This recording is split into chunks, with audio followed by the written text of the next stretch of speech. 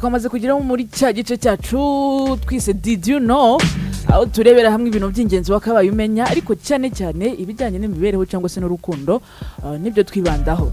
Kuri uyu munsi rero ikintu twaguteguriye twibanze cyane ku byerekeranye no gushakana, twose tukubwira ku by'ubukwe, ariko noneho muri Did you know turi kwibaza duti ese waba uzi ibintu by'ibanze wakabaye umenya cyangwa se wakabaye ufite mbere yo gushakana n'umuntu?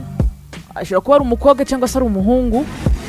Ibintu by'ibanze mwakabaye mumenya kugira ngo mwitwe ko mwashakanye mu buryo bwemewe n'Imana ndetse n'amategeko, ariko nanone mwakabaye nyine muba mufite yaba mu rugo yaba mu myiteguro yo gushakana. Mbese turarebera hamwe niba uri no kubyitegura cyangwa se ari umuntu wawe waba uzi witegura gushaka, ibintu by'ingenzi yakabaye afite cyangwa se yakabaye amenya. Ko nibyo tugiye kuganiraho. Hanyuma ikintu cya mbere buri ugomba kuba uzi kandi usobanukiwe neza ni ibyangombwa bijyanye n'amategeko. Gusezerana mu murenge, iki ngiki hano mu Rwanda ni kimwe mu byo ugomba kuba uzi cyane, kubera ko birakenerwa kugira ngo ishyingirwa ryanyu ryemerwe n'amategeko y'u Rwanda. Rero ibi ngibi bigenda mu buryo bukurikira gutya. Hari ukubanza kwiyandikisha ku irembo. Ibi ngibi ushobora kubyikorera cyangwa se ukagana umu agent w'irembo akagufasha. Mugomba rero kuba mwariyandikishije nibura iminsi 21 kugera kuri 23 mbere y'itariki y'ubukwe. Ikindi ni icyemezo cy'amavuko kizwi nka birth certificate. Iki ni cy'abagiye gushakana bose baragisabwa ku mpande zombi.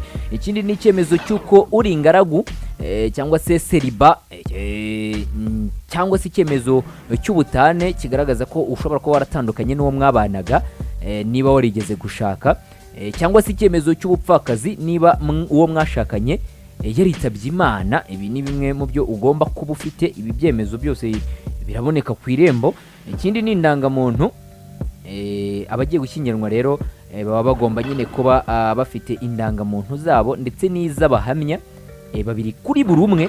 Ikindi ni imyaka y'ubukure. Amategeko agera ku imyaka 21 mu Rwanda ariyo myaka yemewe yo gushaka, ariko hari itegeko rirutse gutorwa ry'uko ufite imyaka 18 ashobora guhabwa uruhushya binyuze mu muryango cyangwa se inzego z'ubuyobozi mu buryo bwihariye kubera impamvu zihariye zitandukanye. Ubwo ukeneye kumenya ngo izo mpamvu ni izihe nazo wenda twazafata igihe tukazibabwira, ariko ushobora no kuba wasura imbuga nkoranyambaga zitandukanye ukabisoma, cyangwa se ukaba wajya n'ahatandukanye bakagusobanurira. Ku myaka 18 nayo ashobora gushyingirwa, ariko bitewe n'impamvu runaka.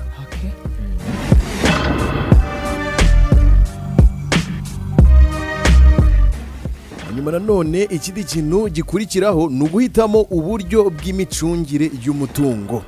Aka kantu kaba ari ingenzi cyane. Mbere yo gusezerana mugomba kuba mwarumvikanye uburyo muzacungamo umutungo wanyu, kuko ari hari ibintu bibazwa, ni ibintu bibazwa cyane mbere y'amategeko. Barababaza bati ese biragenda bite muri uko gucunga umutungo, cyangwa se muri ubwo buryo bukoreshwa n'ubu bukurikira. Harimo ivangamutungo rusange. Reka turi gusobanurire kugira ngo unamenye ibyo ari byo uzapfa guhitamo. Ivangamutungo rusange, umutungo wose uba ari uw'abashakanye bombi.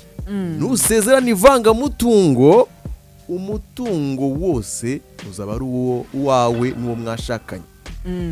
Hakabaho rero ubundi buryo bwa kabiri, babwita ivangamutungo muhahano. Icyo gihe umutungo mwungutse mugeze mu rugo n'uwo musangiye, ariko uwo mwari mufite mbere yo kugira wenda yo kubana usigara nyine ari uwo muntu ku giti cye. Hanyuma hakabaho ivangamutungo risesuye. Ubu ni uburyo bwa gatatu. Buri wese akomeza kugira umutungo we bwite. Niba warasezeranye n'umuntu wifitiye inzu muri Kamonyi kandi mutuye Rubavu, iyo nzu izaguma ari iyawe. Ayo nguko. Ibyo nibyo ibintu by'ingenzi wakabaye umenya mu byerekeranye no guhitamo uburyo bw'imicungire y'imitungo mbere yo gushakana.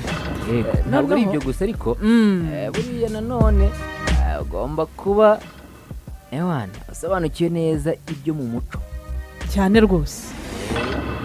umuco ukaba usobanukiwe iby'inkwano. Mhm. ubundi mu Rwanda inka nicyo kimenyetso cy'ibanze mu gukwa, nubwo muri iki gihe nyine zishobora kuba zasimbuzwa amafaranga yego rwose. cyangwa se bakagira ubundi buryo babikora. Ikindi ni imyambaro gakondo, umushanana ku mugeni, imyenda y'ibirori ku mugabo, aho ni mu bihe turacyari mu gukwa. Hakabamo kandi ibikoresho by'ubugeni nk'agaseke, inkongoro, ibibindi n'ibindi bigiye bitandukanye byo mu gihe cy'imigenzo yo gusaba no gukwa. Ibyo rero ni ibijyanye n'umuco cyangwa se ibyerekeranye n'umuco wakabaye umenya cyangwa se ukurikiza mbere yo gushakana n'umuntu. Hanyuma noneho reka turebere hamwe ibikoresho byo mu nzu iyo abantu bagiye gushakana, ibintu by'ibanze. Ntabwo tureba ibya mirenge, turareba ibintu by'ibanze ku bantu bagiye gushakana byakabaye bihari. Ku bantu rero bitegura gushakana, mwakabaye mutekereza ku bikoresho byo mu nzu. Reka duhere mu cyumba. Ibikoresho byo mu cyumba byakabaye bikenerwa, haba harimo igitanda, harimo matora, amashuka ndetse n'ibindi byose bijyanye no mu cyumba nyine. Kugira ngo murabizi kundusha, ntabwo wagura matera ngo ubure kugura amashuka cyangwa se ibyo kwiyorosa. Hari ibintu biba bigomba kugendana. Ibyo ni ibintu byakabaye bihari, kandi ibyo bikorwa mbere muri ya myiteguro, ntabwo bikorwa nyuma y'ubukwe. Ni ibintu mujye gukora ubukwe cyangwa se gusezerana byaramaze kuba bihari ndetse binafite aho biri, ari naho mugomba kuba nyine. Hagomba kuba hari ibikoresho byo mu gikoni, harimo ibyo gutekesha cyangwa se ibyo gutekeraho. Ushobora gukoresha gaze cyangwa se imbabura bitewe nyine n'icyo mwahisemo. Mugomba kuba mufite ibyombo birimo amasahane, amakanya, ibirahure, ibikombe, bya bintu by'ibanze nyine byo mu gikoni byifashishwa. Hakaza ibikoresho by'isuku, harimo nk'ibyo uzambiseramo, byo harimo nk'amabase, amasabune, ibintu by'ibanze nyine bijyanye n'amasuku, imyeyo, imilaklete, nyine twa tuntu tw'isuku tw'ibanze nyine tugomba kuba duhari. ubu ntiturushingiye urugo urugo ruratashye. ntirutashye. Ati ibirori biratashye. none bazore mwebwe mutinya gushaka, ibyo bintu biragoye koko. Ahita ubibabwiye. Noneho ibi byose murabifite aho mu nzu. Muri gatubamo ibintu ntibibamo. Ntufite imbabura, ntufite matera. Birimo. Twagiye katurebe. Harimo icyumba, igitanda uragifite. Niba utanagifite, igitanda cy'ibihumbi 120 ushobora kuba wakibona. Matera ntabwo wayibura, n'ubundi nturara hasi cyane rwose. Amashuka urayafite kuko uriyorosa. Mu gikoni ibikoresho byo gutekesha, gaze urayifite wa musore we. Ibyombo, amasahani se waburira, amasahani urayafite.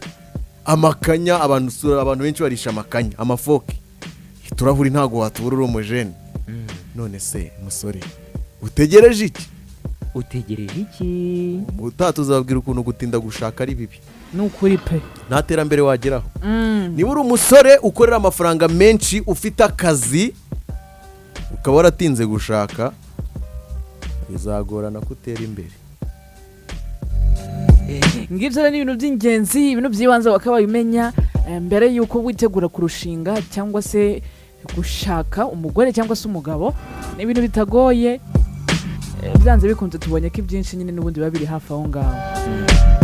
Nizere ko hari icyo ukuyemo. Niba wajyaga wibaza ngo se ubu ngo nzabigenza nte, ngo ni ibintu bya danje cyane ko umurenge, gukora umurenge nkeka bidasaba bije nyinshi, ntibyishyurwa, n'ubuntu kabisa.